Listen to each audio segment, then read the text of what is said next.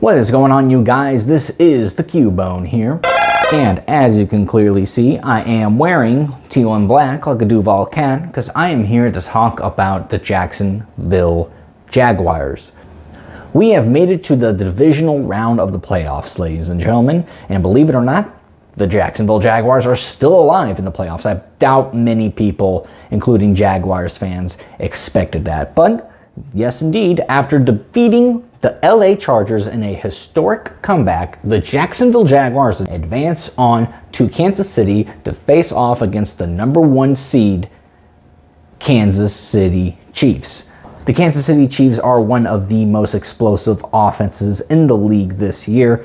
They're ranked #1, or at least in the top 5 in almost every single offensive category, whether it is passing yards, sacks given up from, or lack thereof of sacks given up, the amount of points per game, all that kind of statistical stuff. The Kansas City Chiefs are at the top in almost every single category, and they also have a very underrated defense that, while it is very weak in the secondary, which I think is something Jacksonville can exploit, the one thing the Kansas City Chiefs do extremely well, and they did this very well in their Week 10 matchup between the Jaguars and Chiefs, is that the Chiefs can actually get after the quarterback very consistently. I believe they had 55 sacks this regular season, and that ranked in the top 5, if not top 3 in the NFL this year. So they definitely will have their hands full in this game. Kansas City Chiefs are heavily favored for this matchup. But I'm going to give you guys my 3 keys to victory for the Jacksonville Jaguars if they want to potentially upset the Kansas City Chiefs. So let's go ahead and get started. First and foremost, you have to be able to run the football effectively. There's a plethora of different reasons why, but the main reasons why you want to be able to run the football effectively are as follows. For one, it helps you in your play action pass attempts. So obviously, if you don't run the football effectively, they won't believe you when you run play action. So, and that's one of the things with play action. You have to be able to run the football effectively in order to convince the opposing team that it's a running play. If they don't, they'll just sit back in coverage and they'll have all the time in the world getting to the quarterback. Also, one of the reasons why you got to run the football effectively is because, like I mentioned earlier in this video, the Kansas City Chiefs are one of the best teams at getting to the quarterback, whether it is with Frank Clark, George Karlaftis, obviously Chris Jones, one of, if not the best defensive tackles in all of football. They can get pressure on you, all right? They can get after the quarterback, and the best way to stop the opposing team from getting to the quarterback is by running the football effectively. And if you are running the football effectively, you're more than likely eating up time off the clock, which then means Patrick Mahomes, MVP favorite Patrick Mahomes, gets to stay on the sideline, which is ideally what you want as a Jaguars fan. Key to victory number 2 is to play mistake-free football. Obviously, last week in the wild card, Jacksonville turned the football over 5 different times, 4 interceptions by Trevor Lawrence, and a muffed punt later on afterwards.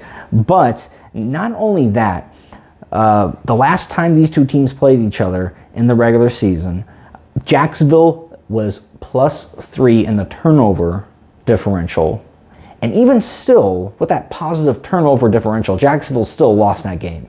So could you just imagine if they turned the football over 1, 2, dare I say 3 or more times against the Chiefs? The Chiefs are going to kill them if they're going to do that. They will turn those into touchdowns because, like I mentioned earlier, Kansas City has one of the best offenses in the NFL. And it's not just the turnovers also. Some other things, what I mean by mistake-free football, I'm talking about don't commit stupid penalties like Joey Bosa did for the Chargers. Don't drop passes like what Zay Jones typically does every now and again. And what happened in the first time these two teams played each other, Christian Kirk on the opening drive, or one of the opening drives of the game, Christian Kirk dropped a wide open pass that was thrown to him.